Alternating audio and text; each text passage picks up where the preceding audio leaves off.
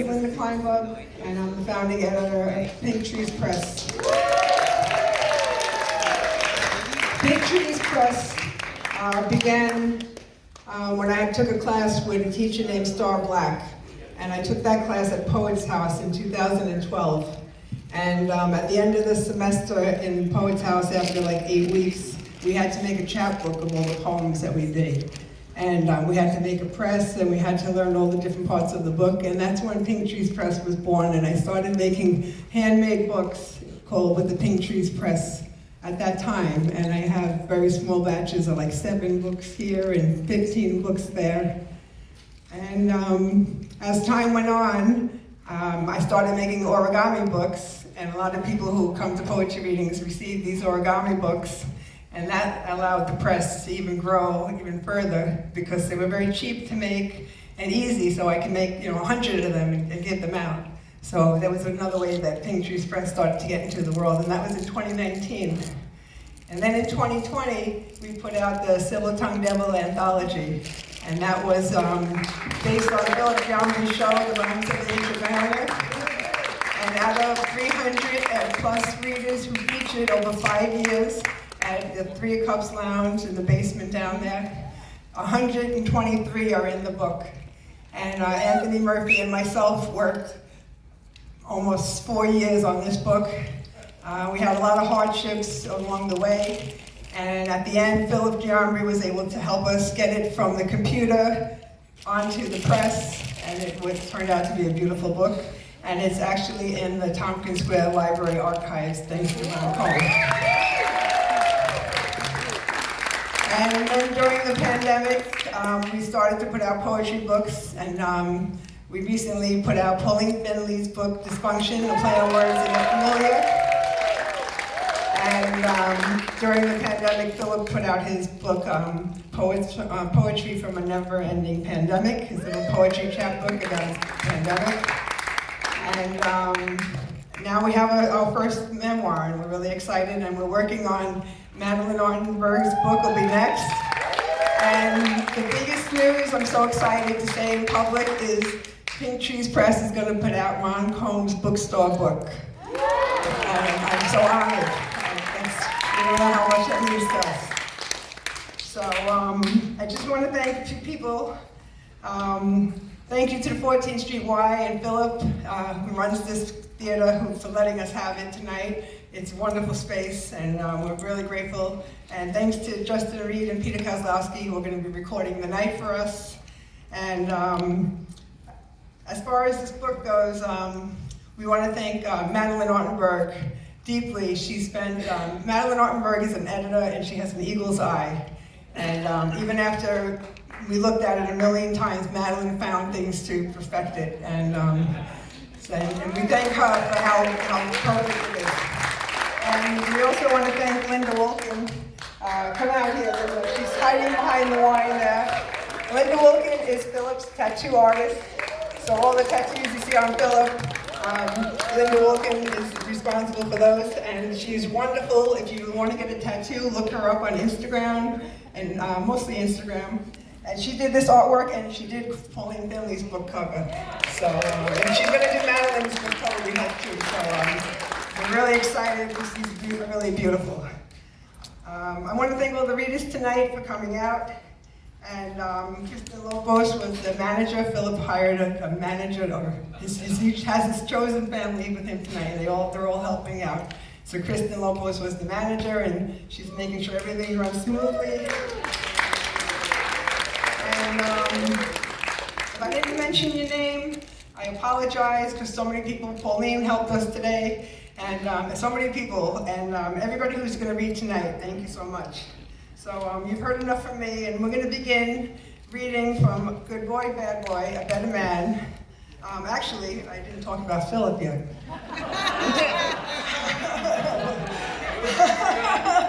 Well, we did a little bit about Silver Tongue Devil Anthology.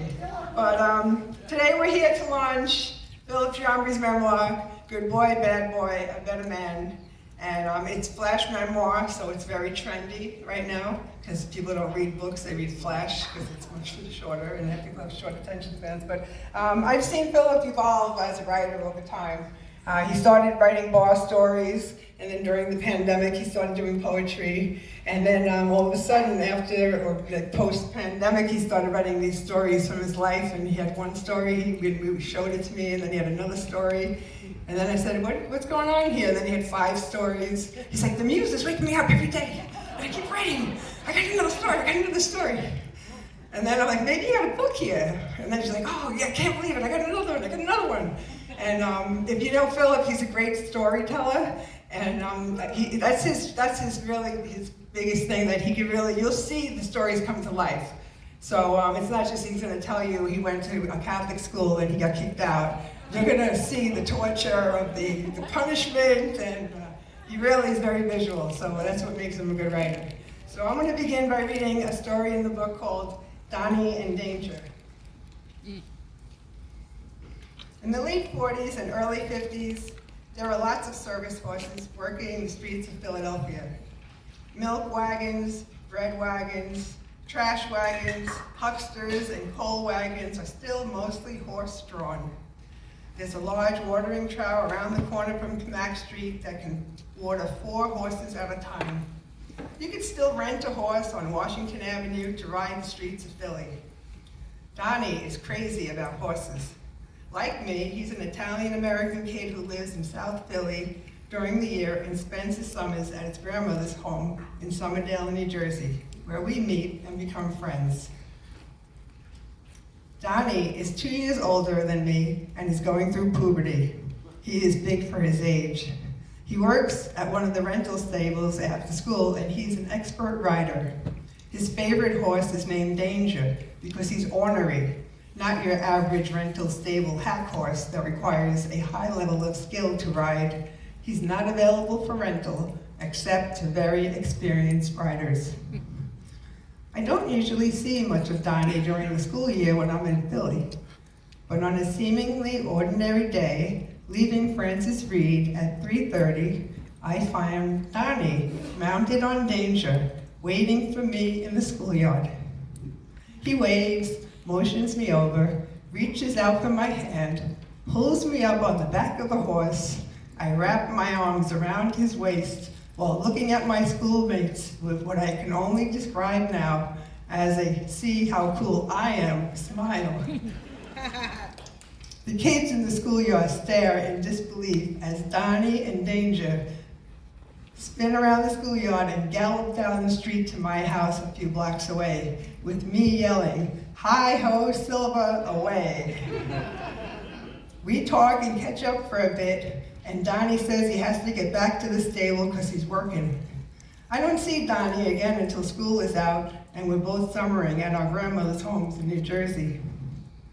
I'll never forget the feeling of fear, excitement, and satisfaction knowing that the kids at Francis Reed might finally think I'm cool. Sadly, it doesn't happen. But Donnie thinks I'm cool, and that's good enough for this 12-year-old, because we're both going to be cowboys someday. Thank you. And next up, we will have Pete Salamita reading Colored Easter Chicks, Tommy's Jeep, and Second Class Citizen.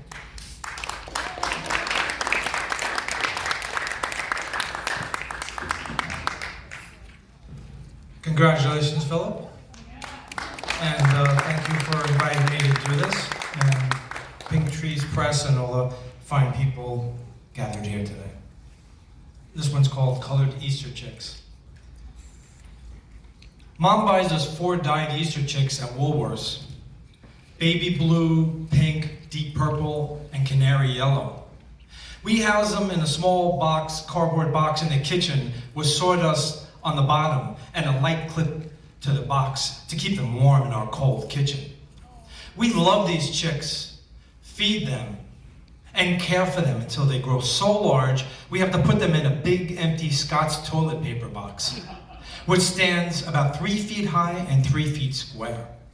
The chicks are rapidly becoming chickens and are healthy and loud.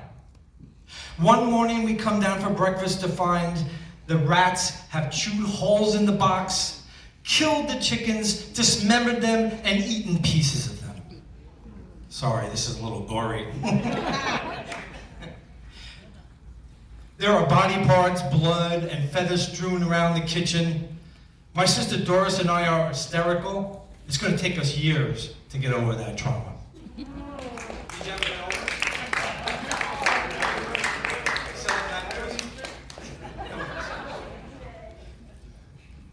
This one's called Tommy's Jeep. Tommy Grogan's a tough Irish kid, 2 years older than me. He lives across Ashland Avenue in the old part of our town. He doesn't particularly like me or any of the new kids in the development, but he's a junior at St. James and has a 1950 Jeep pickup and needs gas money. 4 or 5 of us newbie freshmen chip in a few bucks a week, and Tommy lets us ride to school in the open back of the pickup. It's a one-way trip because most of us hitchhike home after school. Our parents give us money every week to ride the bus to and from school, but riding with Tommy and hitchhiking home, we have enough to buy cigarettes. A pretty cool arrangement that works for everybody. One of our favorite things to do while riding to school is tossing firecrackers at the bus stop on McDade Boulevard, where lots of guys and girls are waiting for buses. Suckers! Always a good laugh watching them scramble and yell and curse at us. And finally, second-class citizen. Because of my issues with authority figures, I'm never going to be a poster boy sailor, but I love submarines, and I'm a damn good sonar man. I qualify in submarines and advance from fireman apprentice to petty officer second-class sonarman in less than 2 years with no sonar schooling. I was told that during war games exercise, our XO commented to the weapons officer, "If it's out there, Giambri will find it." I muster out at the end of my hitch as second class. I only reached bare the second level in Cub Scouts, second class in Boy Scouts, and now leave active duty as second class in the Navy. Seems that I may be destined to remain second class in this life. But I offer that tonight, Phillip is no longer second class.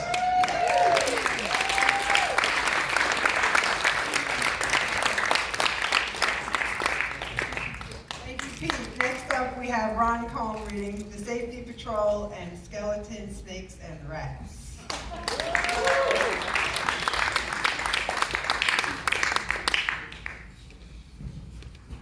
Totally a tough act to follow. The fact that Phillip is a submariner is one of the most amazing things in the world, flat out. The band was absolutely phenomenal. The fact that they did The Wind Cried Mary. I mean, I saw Jimi Hendrix in Philadelphia, and that was one of the highlights of my tiny, stupid life. In 5th grade, I joined the Keystone Safety Patrol, and I'm issued a 3-inch wide white canvas belt with a chrome twist lock buckle and a white strap that runs from the center of the back over the left shoulder and down the right hip. The large Keystone metal badge is worn heart high on a crossover strap. It projects a military feeling and lets everyone know you're not just some punk kid on the street. I'm assigned a post on the corner of Sartain and McClellan Streets, just across from the school entrance. I'm there every day before and after school to ensure the safe passage of the students across either street. I stand facing the street and have been trained to raise my right arm for pedestrians to stop behind until the street is clear of vehicles. When I lower my arm, they are safe to cross, and I wave them on. All safety patrol boys are permitted to be 15 minutes late for class and are allowed to leave 15 minutes early at day's end to man their post.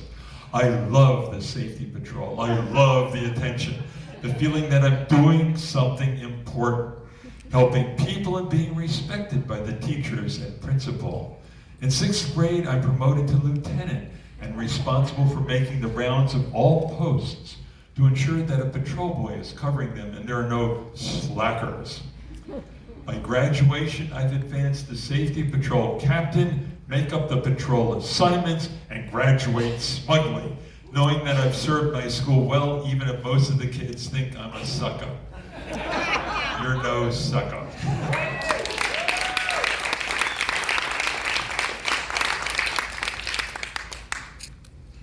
By the way, there's free wine over there, and it's marvelous. I totally recommend it. And the band was just fucking phenomenal. They were really great. They were really great. Skeletons, snakes, and rats. Across from my school and next to Mrs. Ashley's store is a cemetery that is more than 100 years old. The headstones are thin, barely legible, and many have been broken or toppled over. No one cares for the cemetery, and it's overgrown with high grass and weeds. It's a perfect place to play soldier and war games after school. I don't play war games, but discovered that by pushing over headstones, I will find snakes and other critters. I capture 2 snakes and keep them in an aquarium in my basement. When I'm in 6th grade, the Catholic Church buys the cemetery and removes human remains from the graves by using a big steam shovel. This disturbance, yes, indeed. This disturbance causes hundreds of rats that live in the cemetery to scramble ahead of the steam shovels to find new homes. The streets around the cemetery are overrun with big rats who fed well in there. It's scary to walk near the cemetery at night. After school, I often stand by the cemetery fence next to Mrs. Ashley's and watch the steam shovel dig up graves. The bucket comes up from the graves full of dirt, broken parts of wooden coffins, human bones, and pieces of black clothing from tuxedos and funeral dresses. I find it interesting watching skulls and bones being sifted from piles made by the steam shovel and placed in wooden boxes. I'm told that the human remains will be reburied at some other location owned by the Catholic Church. Kids who play war games now use the open graves for foxholes and strategically attack each other's foxholes, yelling "Geronimo" when jumping into the graves to fight the enemy. When the graves have all been excavated and the last human remains removed, they're filled in and the ground leveled until construction begins. The site becomes an impromptu baseball field for after-school games. Philip, it's a fucking beautiful book. It's so well written. The sentences in here flow. It's a really, really, really beautiful book. I totally recommend it. It's a beautiful book.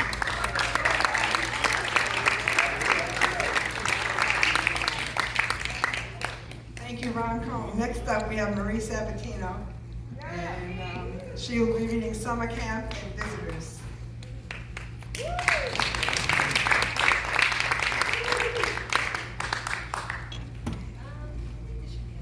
Hello. Hi, everyone. Hi, Phillip.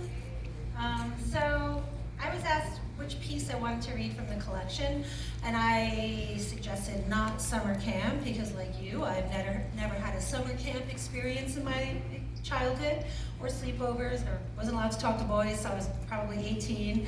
So I think I always see a piece of myself in you, Philip, and maybe a little bit the other way around, I don't know. So this is not summer camp. In 1941, the year I'm born, my father's parents buy an abandoned bungalow that's currently housing a neighbor's goats. It's about 20 miles from South Philly and Somerdale, a very rural area of New Jersey.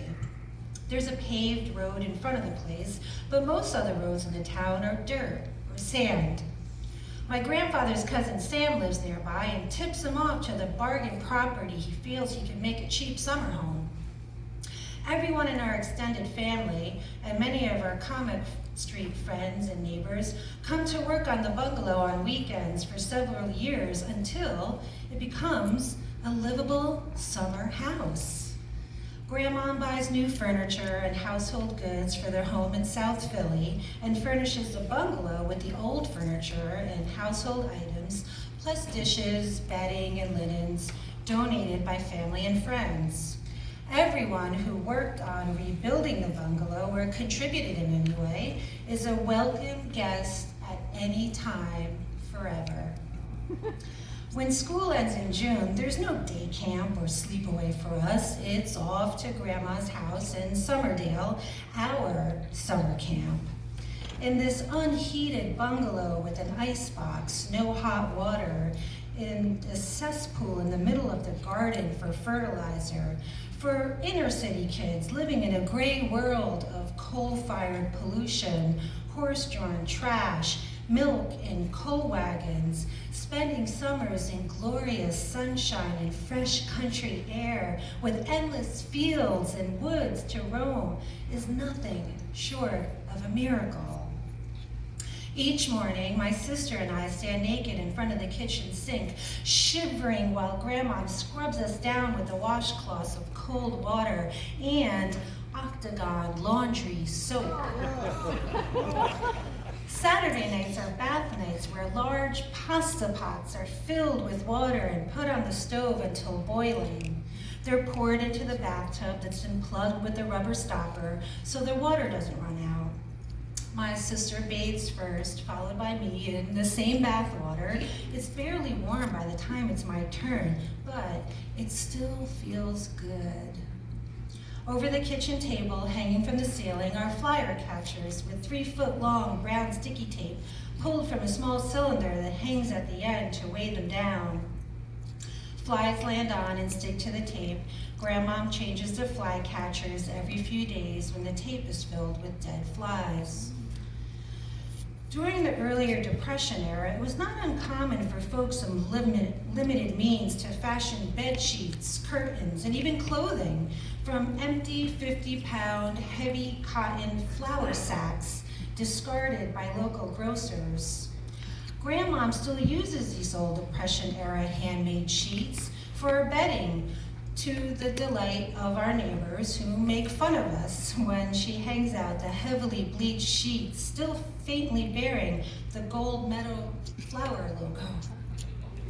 Our bedrooms have no fans and only screens for ventilation. On weekends when Grandpa is home, he goes around to all the open windows at night and sprays them from outside with a hand-pumped spray gun full of black flag DDT to keep mosquitoes away.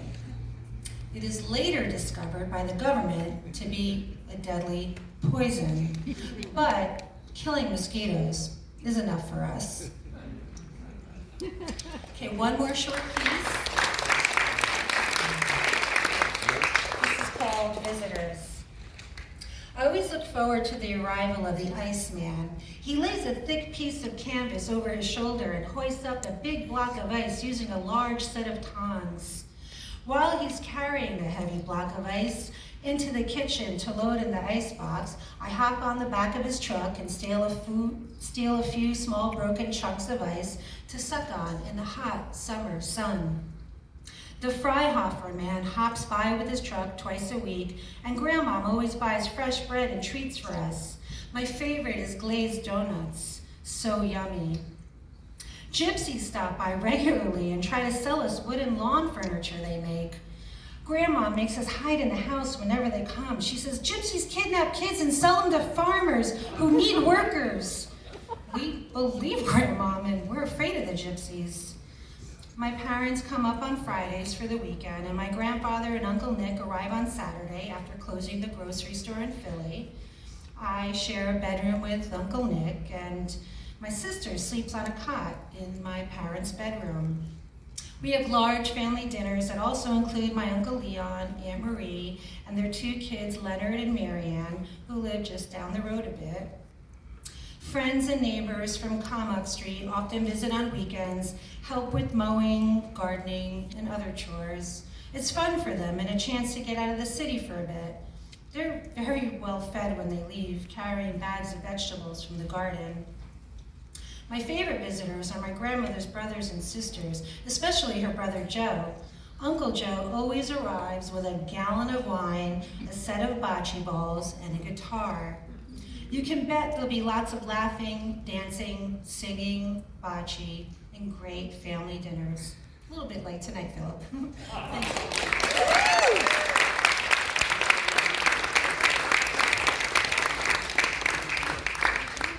Thank you very much, Marie Sabatino, everybody. Next up, we have Begonya Plaza reading Polio Boy, Chickens, and the Victrola.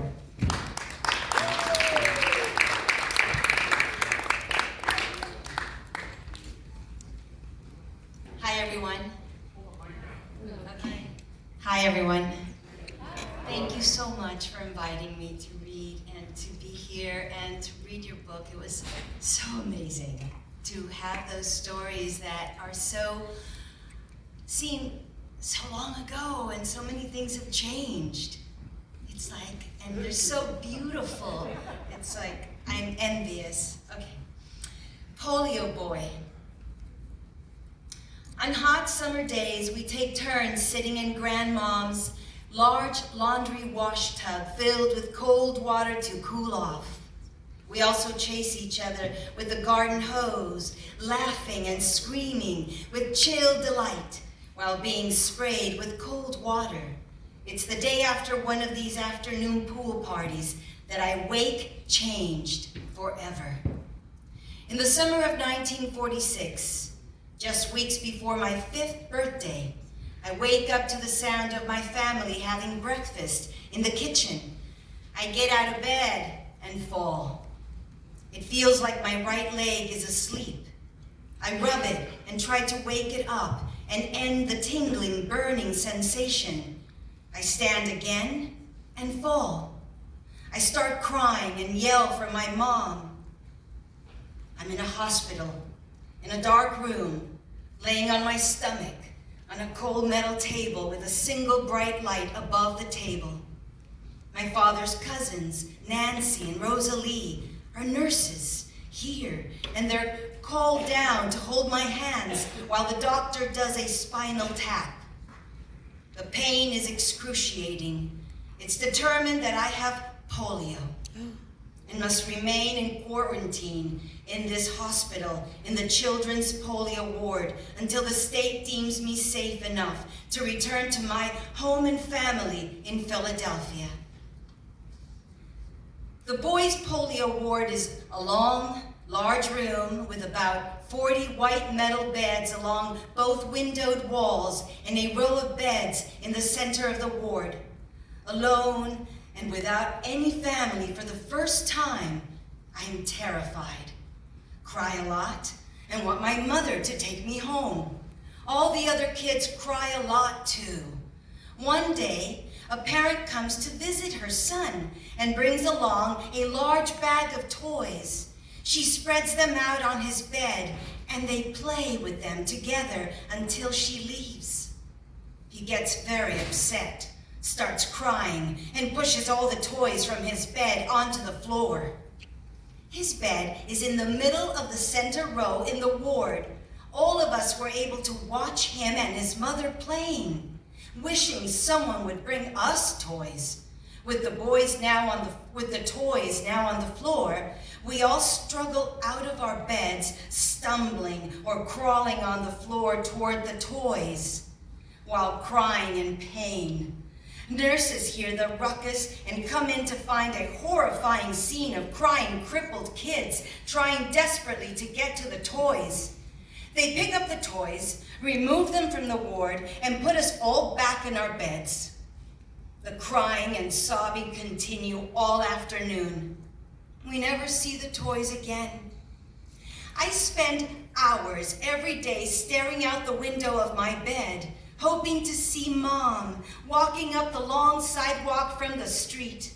Several days a week after work, she takes a trolley from Philadelphia to Camden, New Jersey, and walks to the hospital to visit me.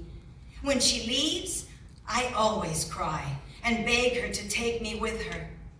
After 3 months, I am released and allowed to return home to Kamek Street for Thanksgiving with my family.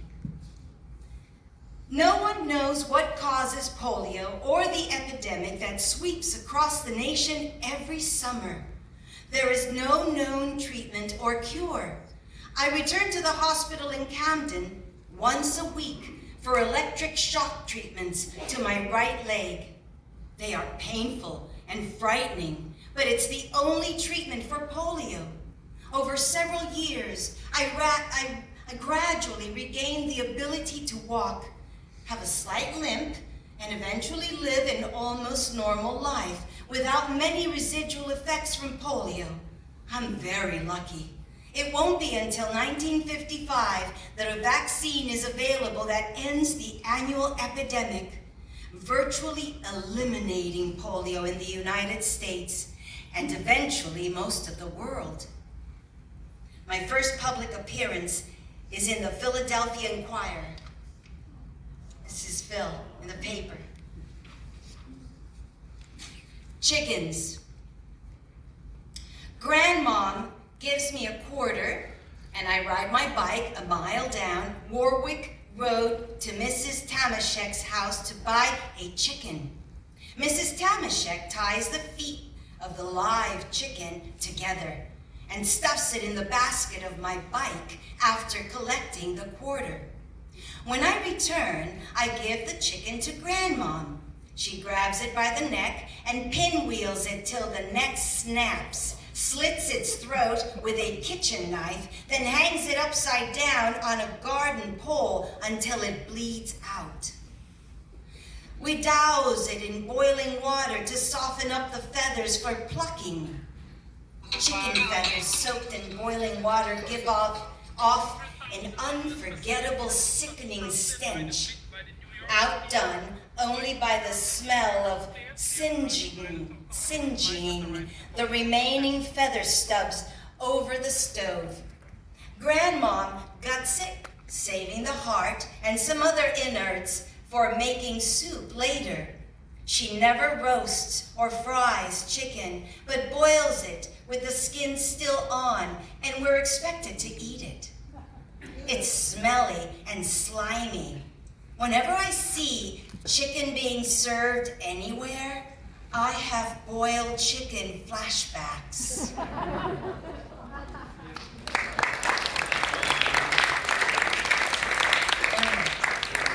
The Victrola, his master's voice. A large, old, hand-cranked Victrola sits in our living room, a relic of the 20s from my grandparents' house on Mifflin Street. There are shelves on the lower half of the Victrola that hold record albums of old 78s of Sicilian folk music, Sicilian comedy, and Italian favorites.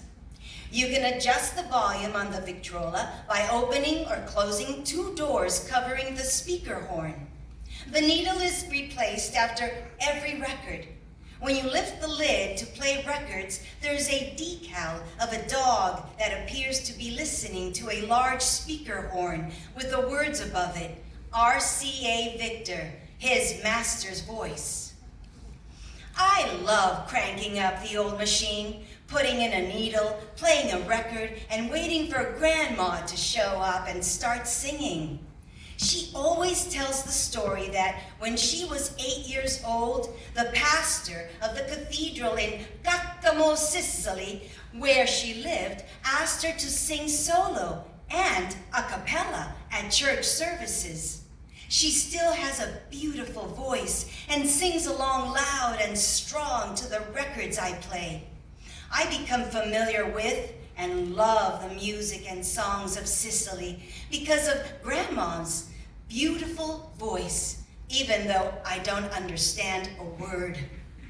We have a series of comedy records, all featuring a Sicilian character named Donofrio. His misadventures with Americanized Sicilians express the frustration felt by newly arrived Sicilians. Donofrio learns English very badly from a fellow immigrant. Donofrio learns to drive very badly from a fellow immigrant, etc. Grandmom translates the records for me as I play them, but I don't think they're funny. I feel sorry for Donofrio. He's taken advantage of all the time by his own people.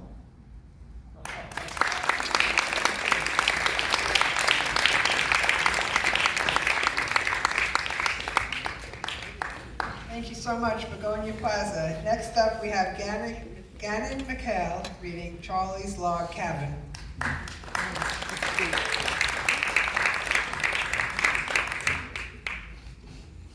Thank you. Phil got me involved in this at the very beginning of this book, so I got to read it before it was finished. He asked me what I thought. I said, oh, please do more. And he did. And so when he asked me to read this, I said, well, I had to go back and read it again. I hadn't read it for a long time. So I said, no, Charlie's Log Cabin spoke to me. And then when I went back to revisit it, I realized that I couldn't read Charlie's Log Cabin Inn without introducing one of the characters that makes the story. And C.O., whoever C.O. is, C.O., you're going to talk about him. But I took a couple of lines, so I'm stealing a little of your thunder beforehand. But not enough. Okay, well, for that. All right. Here we go. Stay on the mic. In my neighborhood in South Philly, it's considered a mixed marriage when a person marries somebody from anywhere other than Sicily. My father's sister Marie marries a young stonemason from central Italy named Leon. Who could resist this guy? It's the middle of the Depression. He's making $125 a week, drives a flashy car, a motorcycle, chain smokes, Lucky Strikes. My uncle is my hero. And he spoils us kids rotten. So on a blistering hot August afternoon, I'm out on the back lawn watching as Uncle Leon removes the washboard from Grandmom's large metal wash tub. He places it carefully against a post on the side of the back porch, lifts one side of the large tub, and tips it over in a wave of soap and bleach water foams out across the lawn and slowly sinks into the ground. I watch and I wait. Moments later, big, fat night crawlers start popping up through the grass and the suds like magic. I grab them and I stash them in a Maxwell House coffee can, spread a little dirt on them, cover them with wax paper, put a rubber band around that wax paper and poke a fork through it, leaving 4 tiny holes for air. And Uncle Leon, he smiles and he nods and he knows he taught me well. And I stash the can in the shade under the porch to save them for when I go fishing. He takes my hand, walks me across the lawn and down the side of the road about 20 yards, and we pass our neighbor's house, Charlie the Goat Man. And we cross over the blacktop and head down a narrow dirt road, passing Chicken Yucky's house. He's the weird neighbor that all the kids are afraid of. I push in close to Uncle Leon's leg and I hold his hand tight as we pass, hoping Chicken Yucky won't put them lucky on me. We cut through an opening in a split rail fence encircling a lawn with a long, low log cabin in the center. There are old wagon wheels propped up with sticks on the lawn that looks like a stagecoach stopping a John Wayne Western movie. As we get close to the cabin door, a small neon sign flashes. Charlie's Log Cabin Inn. Uncle Leon pushes open the heavy wooden door. I'm wild with excitement and I have no idea that I am about to fall down the rabbit hole forever. The darkness blinds me for a moment, but I can feel the cool air of the room on my cheeks. There's a smell of cigarette smoke, ashtrays, beer, peanuts. I hear a Phillies game on the radio. Eddie Watkins is on second. Richie Ashburn hits a homer and ties up the game. As my eyes slowly adjust, I can make out a dim light over a circular bar in a large open room with hot beams of intense sunlight shooting across the floor from tiny windows.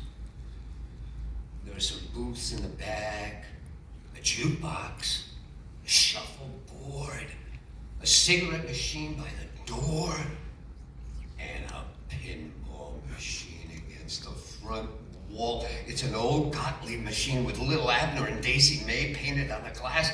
Daisy May is wearing a really low-cut blouse. Uncle Leon picks me up, sits me up on the bar, and pulls up a stool. He orders a Coke for me and a beer for himself. He winks at me. And we share the knowing smiles of two pals who are out on a road trip. pops a stick match with his fingernail and lights up. Takes a long, slow drag on a lucky strike while the barkeep draws his beer. And the bartender yells over, "Hey, kid, what's your name?" I softly answer, "Phillip." He comes back from the register, hands Uncle Leon the beer, offers me a handful of nickels painted with red nail polish. Ever play pinball, Phillip? My face lights up like a neon sign. I know, I know, solid. Yeah, and then thanks, and I leap up from the bar. One hand full of red nickels and the other full of peanuts. My arms pushed up high in the air. I make a mad dash for Daisy May, wearing a shit-eating grin wider than a Grand Canyon. For me, this moment remains frozen in time forever. Yep. I know where I'm going. Thanks for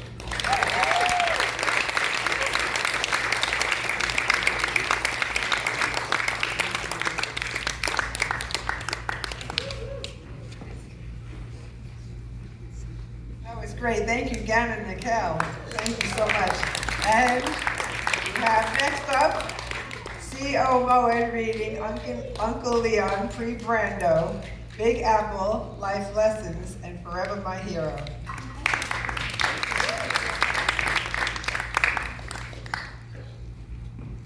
From my Uncle Leon in West Philly to your Uncle Leon in South Philly. You may have met him before, but when you were introduced, there was no miniskirt involved.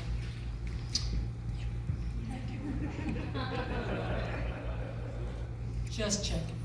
Uncle Leon, Pre-Brando. In my neighborhood in South Philly, it's considered a mixed marriage when a person marries somebody from anywhere other than Sicily. My father's sister, Marie, marries a young stonemason from central Italy named Leon. Who could resist this guy? It's the middle of the Great Depression. He's all muscled up and looks like Charles Atlas. He commutes to New York City on a motorcycle several days a week to do stonework on the George Washington Bridge for the WPA, the Works Progress Administration. He's making $125 a week. This guy has to be king of the hill, right? Actually, no. He's resented by friends and neighbors who are hopelessly poor and, unlike him, have few options. He makes no attempt at being humble. In fact, he loves to flaunt his toys. He has a flashy car, a motorcycle, chain smokes Lucky Strikes, and loves to show off his muscles and tan, wearing mostly wife-beater t-shirts, which we call Italian tuxedos. My uncle is my hero. When the Depression ends, Uncle Leon moves his family to South Jersey, near my grandmother's house. He works building mausoleums for rich people. Our family outings become Sunday picnics at his latest mausoleum project in cemeteries around the Philadelphia area. Every day, after work, he fills the trunk of his '39 Dodge with leftover chunks of granite. He stacks them neatly in piles on a new 4-acre plot of land he buys across the street from my grandmother's house. He also keeps a stash of smaller pieces of granite on the floor of the passenger side of the Dodge. He doesn't believe in paying tolls and says roads are free. So when the automatic toll machine are installed at the Ben Franklin Bridge, he speeds through and throws a chunk of granite in the machine. This is before cameras are installed because he does this for years and never gets caught. Over the next several years, he slowly builds a home for his family with the entire facade of the house made of granite and stucco. This house is not only still standing, but it could probably survive a nuclear blast. The Big Apple. Now, Uncle Leon lives just across the road from Grandma's house. He becomes the image of everything I think a man should be. A tough, strong, handsome, chain-smoking, wine-drinking stonemason who hunts rabbits, pheasants, ducks, crows, and deers, and loves to fire his pistol and his shotgun in the air on holidays just for fun. And he spoils us kids rotten. No one in our family drinks more than 1 glass of wine with dinner, but Uncle Leon always keeps a gallon of wine alongside his chair during family dinners and refills his glass whenever he feels it's necessary. The more wine he drinks, the louder he talks and laughs. My grandparents glare, but say nothing. Some Saturday nights, Uncle Leon takes Aunt Marie for cocktails and dancing at the Big Apple, a small town nightclub with New York City aspirations. On Sunday morning, breakfast, Uncle Leon entertains us by pulling out a handful of Big Apple plastic swizzle sticks, heating them slowly at the center with his Zippo lighter, and then folding them in half. They are now necktie clips, with a Big Apple showing bright white against a red plastic background. He offers one to each of the men and boys in the family, but no one seems excited about them except me. Life lessons. Although he has no formal education other than apprenticing as a stonemason, Uncle Leon teaches me the Latin phrases for mass so I can become an altar boy, how to pee along the garden edge to keep animals away. He also knows which mushrooms will poison you and which ones you can eat, how to catch a catfish with just a string and a piece of bread, how to catch a bird using a cardboard box, a stick, a slice of bread, and some string. I learned you can slice the tongue of a baby crow with a razor blade and teach it to talk like a parrot. What more could any 7-year-old possibly need to know about life? Forever my hero. After 50 years of breathing granite dust and chain-smoking 3 packs of Lucky Strikes a day, Uncle Leon's lungs slowly turn to stone, and he spends his last years in a fragile state on oxygen until passing away at 70. In my mind, he is forever the heavily muscled Charles Atlas in the comic ads, protecting us from bullies who would kick sand in our face on the beach.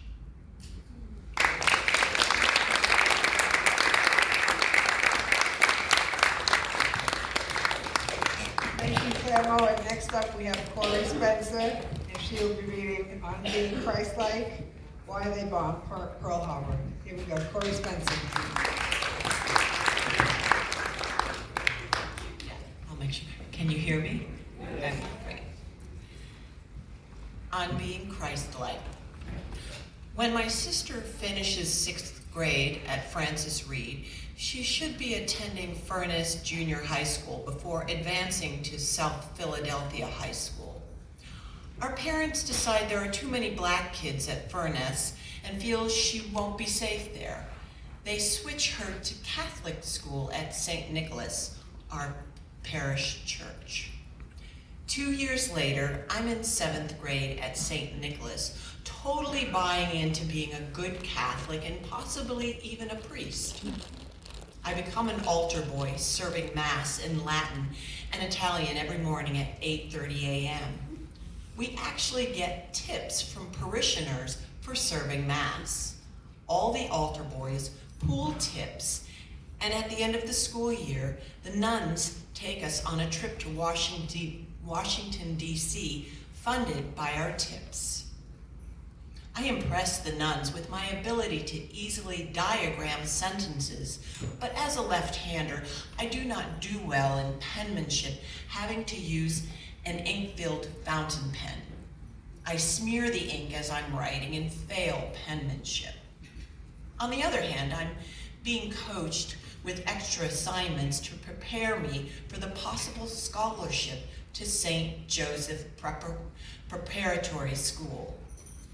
It's a prestigious learning institution that prepares smart Catholic boys for admittance to Villanova University, the dream of every Catholic parent with a son.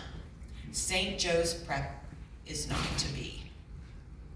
On learning that I was captain of the safety patrol at Francis Reed, Mother Superior drafts me into her AAA safety patrol program, where I enter as lieutenant. I'm charged with ensuring that students don't run in the halls or on the stairs, and that there are no students in the halls after the class bell rings. My chest is swelled with pride and a feeling of importance and of doing a good job, something that I apparently crave because of lacking my dad's approval. Why they bombed Pearl Harbor. Our assignment is to write an essay on American history. I bravely write a biting and intensely honest autobiography citing my birth as a great moment in American history. I intimate that the Japanese were so shaken by my birth and how it might affect their future world domination plans that they bombed Pearl Harbor as a warning shot. I read it aloud in class, and there's lots of laughter from both my fellow students and Sister Grace, our teacher. Though others have done historical research for their essays, I received this: my first writing award for a humorous take on history, as I perceive it. This is the first inkling of my soon-to-be emerging cynical sense of humor. It may not be great compared to the Pulitzer Prize, but to a 12-year-old in 1953, it makes my year. Thanks, Phillip.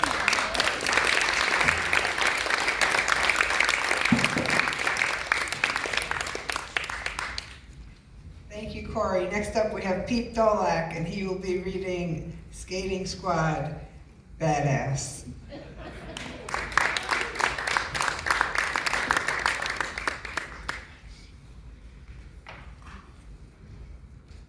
Students at St. James High School for Boys are mostly Irish American, and I am welcomed by my fellow students with the nickname Meatball. This results in the need to prove both my newly emergent masculinity as well as my worthiness as a potential friend. Having just reached puberty, I eagerly engage in behavior that will lead to detentions. I organize and lead a student strike against a school bookstore, which is managed by my Latin teacher. Students are forced to buy textbooks for classes from the school-run bookstore at highly marked up prices. Overcharging for those books is too nice a word. The strike lasts a week and eventually dies when most of the strikers, and I in particular, are threatened with suspension and given the option of detention if we end the strike. We accept. My activity during the strike has lasting consequences for my Latin teacher. Not satisfied with the answers I'm offered in religion class, I mimeograph and distribute to my class a daily newsletter, the Roman Times. It offers alternative facts for how Jesus managed to have himself declared the Messiah, prophesied in the Old Testament, and offers logical explanations on how he may have pulled off his alleged miracles. This, too, has consequences for me at year's end. As if that's not enough, I organize a student walkout on a day when all public and Catholic schools in Delaware County, except our school, are closed during a heavy snowstorm. The walkout is successful and soon guarantees me a permanent spot on the dreaded skating squad. There are 3 stages of detention at St. James. Number 1, the standard. Study hall detention, where students report to the auditorium after school, check in, and quietly read books or do homework for an hour before being released. Strictly for nerds and geeks. Number 2, the crucifixion. If the standard detention doesn't encourage you to change your errant ways, you're graduated to crucifixion detention, a stronger incentive for behavior or compliance. Detainees are made to kneel in the aisle of the auditorium with arms outstretched. A heavy book is placed in each hand. When arms tire and the books are dropped, the priest in charge whacks the back of your head with a book and replaces them in your outstretched hands. This is repeated for the entire hour, and good detentionees bear silent witness to what will become their fate should they choose not to walk the straight and narrow. I wonder, what would Jesus think of this mockery of his actual crucifixion? My refusal to follow rules in enough accumulated detentions to last through my remaining 3 years of high school. By mid-sophomore year, I'm assigned to the most dreaded form of detention. Number 3, the skating squad. Every Friday, instead of my regular crucifixion detention, I now report to the school gym. Heavy towels are tied to my shoes, and along with the other skating squad miscreants, are made to polish the entire gym floor. We dip the towels in liquid wax and skate around the gym until the floor is waxed sufficiently to satisfy the impossibly demanding requirements of the priest in charge. Depending on the number of students on the skating squad on any given week, it could take anywhere from an hour to 2 hours or more of extreme muscle cramping ice skating movements, leaving calves and thighs twitching painfully for hours afterward. Permanently assigned to the skating squad for the remainder of the school year, my determination to meet at all costs, to resist at all costs, hardens my legs as they gain strength and power. The skating squad crew and I are looked upon by regular students as tough badasses who buck the system and are not to be fucked with. Most of our classmates now want to be our friends, achieving my end goal of becoming a respected, cool badass. I'm content in my newly proven masculinity. I strut down the halls like a proud peacock on my leather motorcycle jacket and boots a la Brando in The Wild One. I keep a cheap apple wine and a mouthwash bottle in my locker that I sip regularly between classes. I'm better than bad. When school ends in June, I've flunked Latin, religion, and algebra 2. Failing Latin and religion was in part the result of my bookstore strike and the anti-Catholic newsletter. I'm not surprised. Failing second year algebra only proves that I have no aptitude whatsoever for anything in mathematics past times tables. I'm required to go to summer school and receive passing grades if I want to return to St. James. I hunker down and take Latin and algebra classes, barely passing both with a D. I refuse to take the make-up religion class because it's bullshit. I'm not allowed back from my junior year at St. James. My career in Catholic school ends along with any remaining belief in Catholicism. I'm thinking of myself now as a genuine juvenile delinquent. I prove it by getting arrested on felony breaking and entering charges in July. I spend a night in jail, get a year's probation, lose my driver's license for a year, and pretty much am grounded by my parents. But I am a badass now.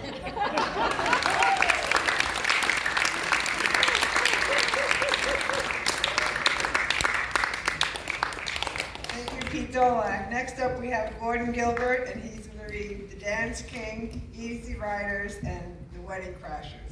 Gordon Gilbert, everybody.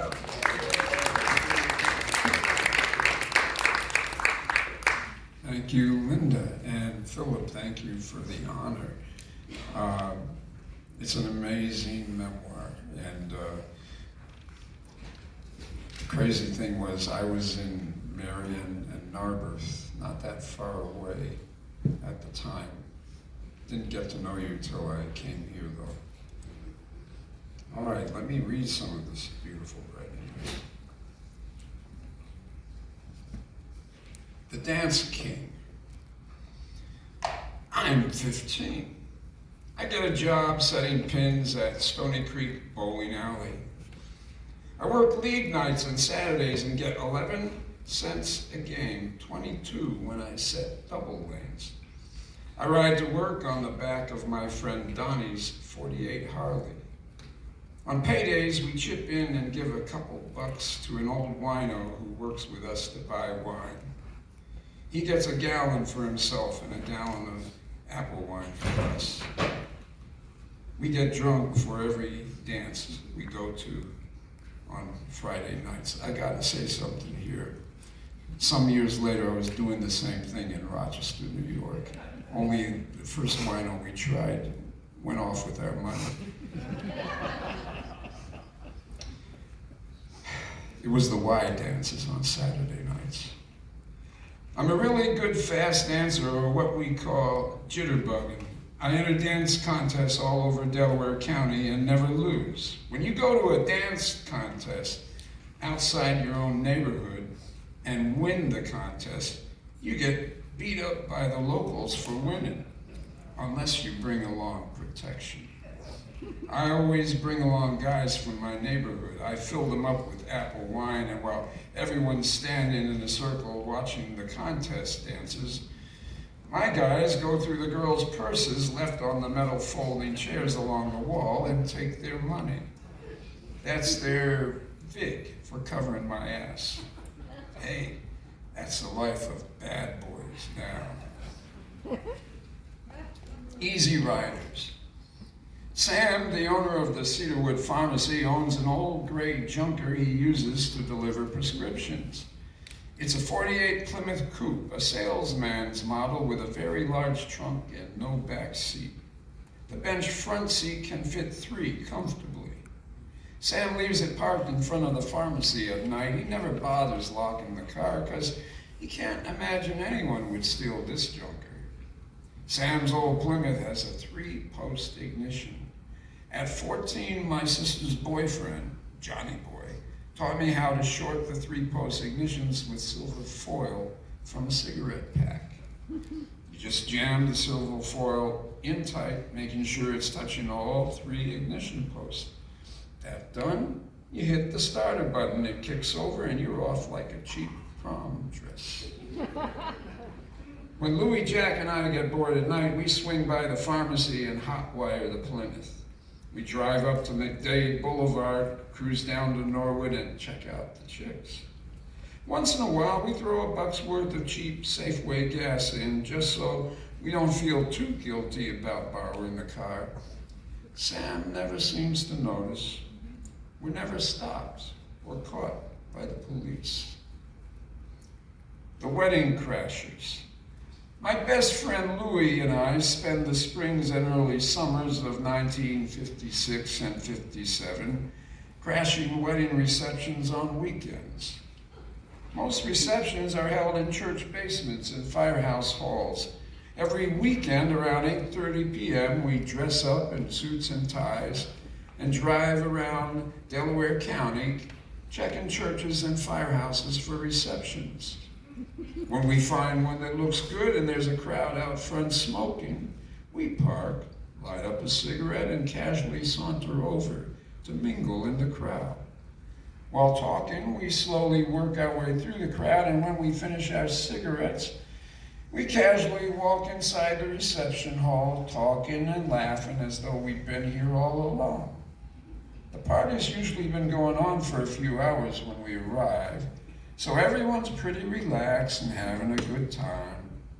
Italian roast beef sandwiches are very popular at receptions. So we grab a plate and a few sandwiches. We then head over to the bar for a Rolling Rock nip. That's pretty much the standard beer for receptions around here. No one gets carded at a wedding, so we grab our beers and head for a couple of empty seats. Reception halls usually have the bride and groom's families on separate sides of the room. We determine which family's side we're sitting on. If anyone asks who we are, we tell them our first names and say, we're with the other family and couldn't find a chair there. We ask if they mind if we finish our food. They're always very accommodating and friendly. After eating and having a few beers, Louie and I go out for a smoke, and when we return, we scout around for some good-looking chicks. We dance a few numbers with several different girls and use the same line if they ask which family we're with. Sometimes we even get lucky and get a phone number. We always leave before the cake cutting ceremony, going out front for a smoke and sauntering our way back down to our car. We never get stopped or seriously questioned at any of the many receptions we crashed over 2 years. We're that cool. Cool.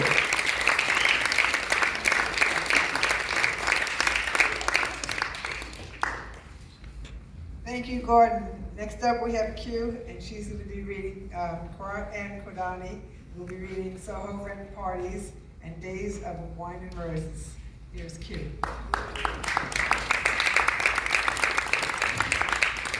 How much love I have for you, Phillip.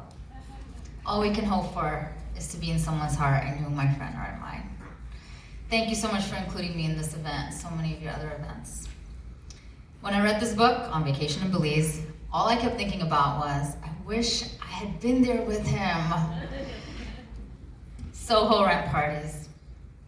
In the early 70s, there's lots of empty commercial space between Houston and Canal Streets along Lafayette and Broadway. Artists begin taking over these large empty floors for studios and living spaces. It is not uncommon to see flyers in bookstores and on street poles advertising a rent party at a loft downtown. Sometimes we just hear about a party from people on the street. I only go to 2, but they're memorable. My first rent party is at a loft on Lafayette Street. I take a freight elevator to the 3rd floor along with about a dozen others.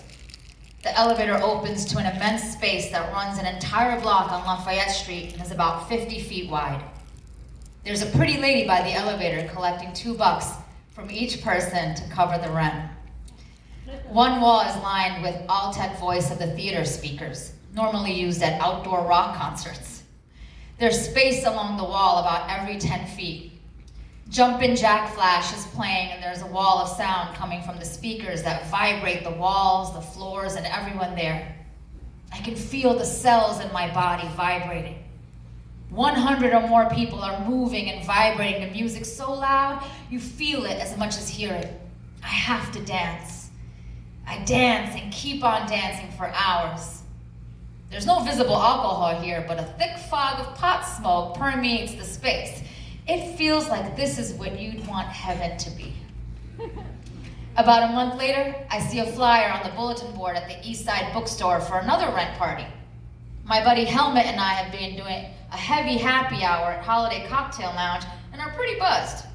We decide to skip dinner, pick up a slice on the way, and head downtown to the address on the flyer. There's a freight elevator full of people, and we get off as the doors open to an extremely large space seemingly filled to capacity. We're charged a very small admission fee and directed to the coat room.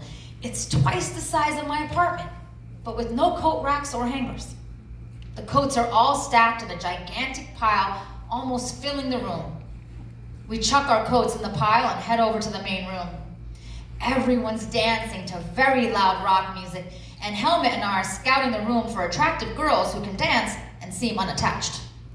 We spot 2 young ladies who are dancing together. One is short, very pretty, and dressed mostly black leather, everything.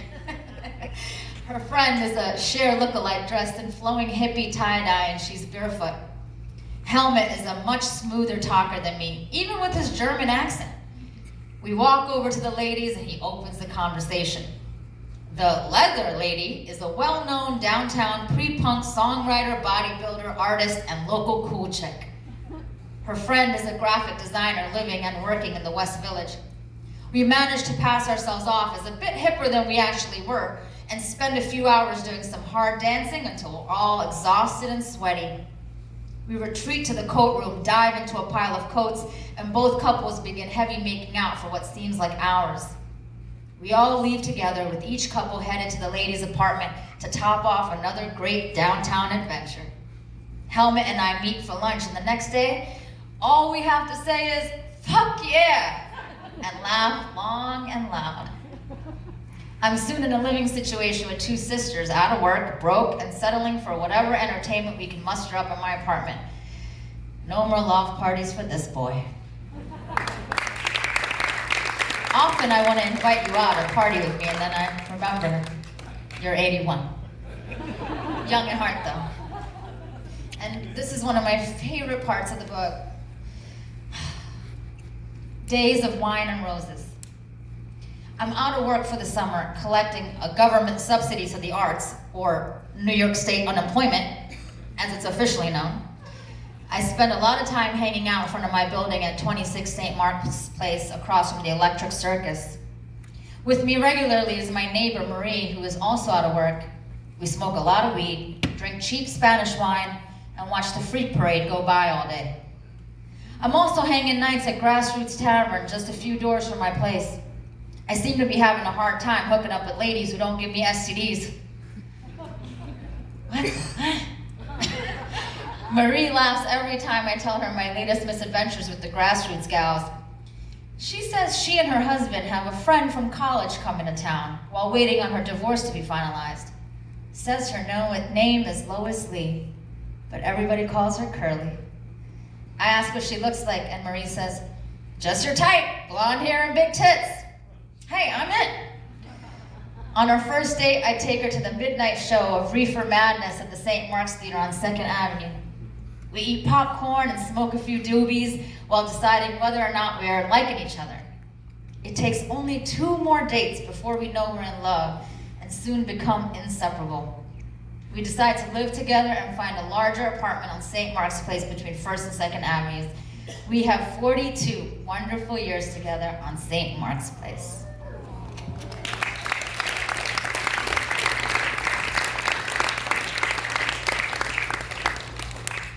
Thank you, Q. And now we have the man of the hour. Thank you, everybody, for being here today. You can feel the love in the room. Philip, he's been on the show for 5 years, and he really is, a real big part of the literary community. And he's such a good friend. Knowing him has changed my life for the better. And I'm so happy to have him and have this book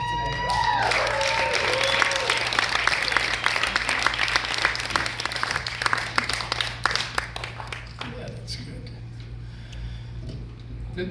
I'm reading this piece for the security guard here who loved it in the book. It's called Home Alone with Aunt Jemima. I'm 6 or 7 years old, and Dad is mostly in and out of the sanitarium with TB. Mom works as a seamstress in a clothing factory to support us. My sister Doris and I are latchkey kids during the school season. I have the house key tied to my belt loop with a long string and carefully stored in my front pants pocket. On top of our refrigerator is an Aunt Jemima cookie jar, now belongs to Pauline Finlay. As far back as I remember, Mom always told us that whenever we were home alone, Aunt Jemima is watching everything we do and tells Mom when she comes home from work. We may suspect it isn't true, but we're not willing to take any chances. We're very careful about anything we do or say within Aunt Jemima's range of hearing or line of sight. We're sure she'd rat us out in a second if what Mom said is true. This is called penny candy. There are 2 penny candy stores across the street from Francis Reed Elementary School, on both the east and west corners. Frank's specializes in exotic and fanciful candy, foods, and toys like chewable wax lips and mustaches, candy dots on strips of paper, and slices of Jewish pickles and Chinese finger puzzles. If you're really flush, you can get a whole Jewish pickle for a nickel and secretly nibble on it all afternoon in class. The main attraction at Frank's for a lot of boys is Lucy's, 2 Lucky Strikes for a nickel. Most of us who toy with cigarettes just light them up and puff smoke without knowing how to inhale. My classmate Harry smokes Lucy's around the corner from school, and he inhales them. He plays saxophone, never does homework, always roams the streets with his coat open in the coldest winter. Miss Porter says he'll come to a bad end. I like Harry, but think he's too wild to ever be friends with. The other penny candy store on the east side of our school is Mrs. Ashley's, run by a genteel English lady who smells of perfume and powder. She sells more traditional chocolates, candy bars, licorice, pretzel rods, and sugar babies. And Mrs. Ashley's, I'm always well behaved and extra nice because I think Mrs. Ashley would be offended by rudeness or bad behavior. I always smile and say thank you when she hands me my licorice or a pretzel rod. I'm going to finish with Blonded by the Light. Mom drags me kicking and screaming to Francis Reed Elementary School, deposits me in Mrs. Donahue's first grade classroom. I'm angry and upset, and I don't notice much or pay attention until recess, when all the boys are asked to line up single file in the schoolyard. All the girls are asked to form a separate line alongside the boys. Lightning strikes when least expected. At front of the girls' line stands a young girl with blue eyes and yellow hair. Never in my life have I ever seen anyone with other than dark brown or black hair. She stands calmly in front of the other girls in a halo of light and sparkling yellow hair. I'm instantly love-struck. Marilyn Monroe will soon be called the blonde bombshell, but for me, Dorothy Marchese is forever the only blonde bombshell I acknowledge. I ask Mom how an Italian girl can have yellow hair and blue eyes. She says Italians in northern Italy are different. They're often lighter skinned with blonde hair and blue eyes. I learned that her father owns a furniture store on Passyunk Avenue, about 2 blocks from Camac Street. I often peek in the front window after school, hoping to catch a glimpse of my dream girl. Dorothy and I spent 6 years in the same classroom without her ever saying hello, speaking to me, or so much as acknowledging my existence. No matter. I leave unsigned Valentine cards on her desk every year, but never have the courage to talk to her and let her know that the cards were from me. For 6 years, I stare at her endlessly in wonderment and amazement, not able to imagine anyone more beautiful in the world. After graduating from Francis Reed, I'd never see Dorothy again. But for the rest of my life, every fantasy of romance, love, sex, or marriage involves a beautiful blonde. Thank you.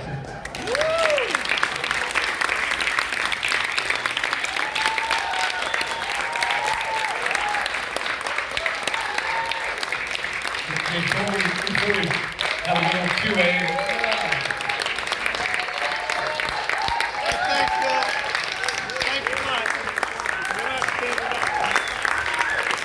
Thank you.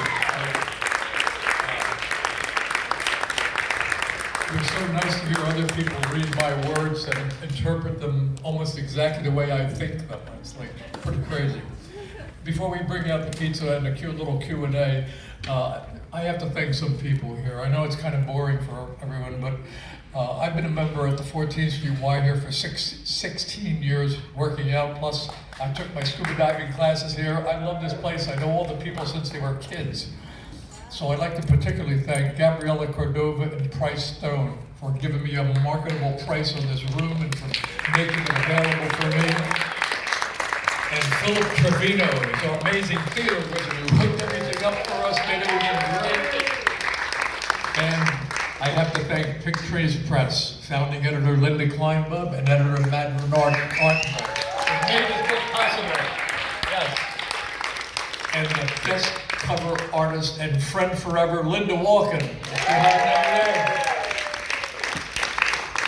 We have to find a new tattoo for the book cover. Yeah. All right, the Stuff Brothers Band is here. Thanks to John Lopez, my chosen son. Thank him for dragging him all the way from New Jersey. Our photographer, Justin Reed, for the evening. Yes. And our videographer, Peter Kozlowski, also known in the poetry circle and music world. And last but not, I have to thank my chosen family. These are not my real family, but they're my real family. Event manager, Kristen Lopez. He organized everything. Our newly elected Brooklyn City Councilwoman, Alexa Aviles. She makes AOC look like a conservative. The guy who inherited my job when I retired, my buddy Leo Ramos. Where are you, Leo? Yeah. He was giving out programs at the door. He's destitute. I think he sells apples now. And my music muse, John Lopez, who's playing the bass in this band up here. They did all the heavy lifting for this party. I just showed up. The rest of the support staff for tonight, Tennessee Dave Wider, who gave me a mason jar of moonshine for my 80th birthday party. Linda Walker, Madeline Attenberg, my sister Pauline Finley, who was there with me all night signing books and counting money, and all of these desperately challenging people who chose to read from my book tonight. God bless you all. Thank you. Thank you for coming.